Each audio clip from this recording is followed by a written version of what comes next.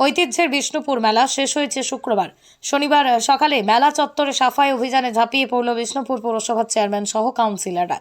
এদিন সকাল থেকেই বিষ্ণুপুর পুরসভার চেয়ারম্যান হাতে ঝাঁটা নিয়ে কাউন্সিলরদের নিয়ে বিষ্ণুপুর মেলা প্রাঙ্গণ পরিষ্কার ও পরিচ্ছন্নতা করার কাজে ঝাঁপিয়ে পড়ে। সকাল থেকে বিষ্ণুপুর মেলা প্রাঙ্গণের থেকে এক প্রান্ত থেকে আরেক প্রান্তে পড়ে থাকা পাতা নোংরা আবর্জনা সাফাই করা হয়। এই সাফাইয়ের মধ্যে দিয়ে বিষ্ণুপুরবাসীকে, বিষ্ণুপুর শহরকে পরিষ্কার ও পরিচ্ছন্নতা রাখার বার্তা দিলেন বিষ্ণুপুর পুরসভার চেয়ারম্যান। অ্যাকচুয়ালি এই সময়টা হচ্ছে আমাদের টুরিস্ট আসে, বহু পর্যটক আসে বিষ্ণুপুরে, আপনারা জানেন। এবং এই শহরটাকে পরিষ্কার রাখতে, যেহেতু মেলা কালকে আমাদের শেষ হয়েছে, সেজন্য আমরা সমস্ত কাউন্সিলররা সিদ্ধান্ত নিই যে যেহেতু মেলা কালকে উঠে গেছে, গতকাল শেষ হয়েছে, এবং আজকে সকাল থেকে মেলা চত্বর, মেলা প্রাঙ্গণ সহ পুরো জায়গাটাকে যাতে পৌরসভার পক্ষ থেকে অতি দ্রুত পরিষ্কার করা যায়, তারই একটা ক্ষুদ্র প্রয়াস, চেষ্টা আমরা করলাম। এবং আজকের মধ্যে আমাদের যে সমস্ত দোকানদাররা আছে তাদেরকেও বলেছি, যেহেতু ভাই কালকে শেষ হয়ে গেছে, আজকে তোমাদেরকে ছেড়ে দিতে হবে, এবং সেটা পরিষ্কার পরিচ্ছন্নের জন্য পৌরসভা কিন্তু কাজটা করছে। এটা আপনারা কাউন্সিলর জনপ্রতিনিধি হয়ে আপনারা দেখা মানুষের সামনে কি এটা সচেতনতার বার্তাও দিতে চাইছেন? আমরা একসঙ্গে এটা মানুষকে সচেতনতার বার্তাও দিচ্ছি।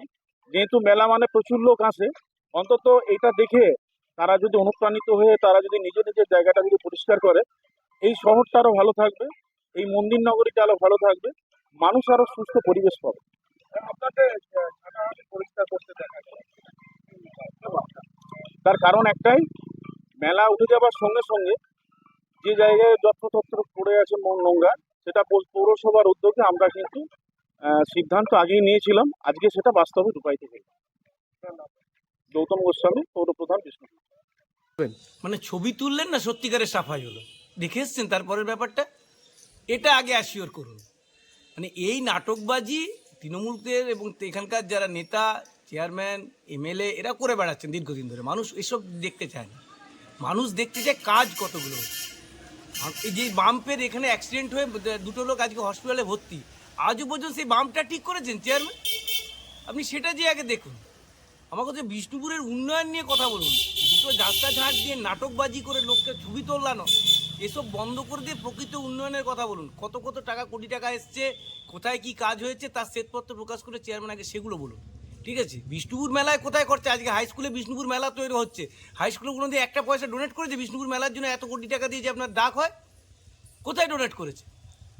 হাই স্কুলে সাফাই অভিযানটাকে কিভাবে দেখছেন? সাফাই অভিযানে নাটক, নতুন নাটক, ছবি তোলার একটা নতুন নাটক, সেভাবে আসতে পারেনি, হয়তো খবরে টবরে আপনারা ছাপেননি।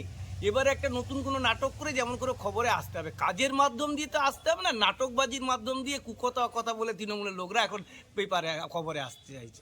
তারই একটা অংশ। আমার নাম দেবপ্রিয় বিশ্বাস, আমি বিষ্ণুপুর সাংগঠনিক জেলার মুখপাত্র। সন্তানকে মনের মতো করে মানুষ করতে চান? ভাবছেন কোথায় ভর্তি করাবেন ছেলে মেয়েকে? সময়িতা কনভেন্ট স্কুলে ভর্তি চলছে।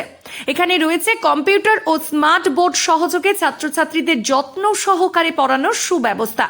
এছাড়াও যাতায়াতের জন্য আছে স্কুল বাস। নার্সারি থেকে 12 পর্যন্ত ছাত্রছাত্রীদের ভর্তির ব্যবস্থা রয়েছে আমাদের স্কুলে।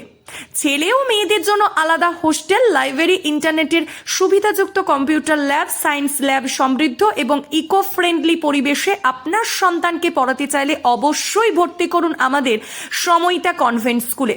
আমাদের ঠিকানা অমর কানন, বাঁকুড়া। আমাদের যোগাযোগ নাম্বার 9153377955 অথবা হোয়াটসঅ্যাপ নাম্বার 9475146836 এই নাম্বারে।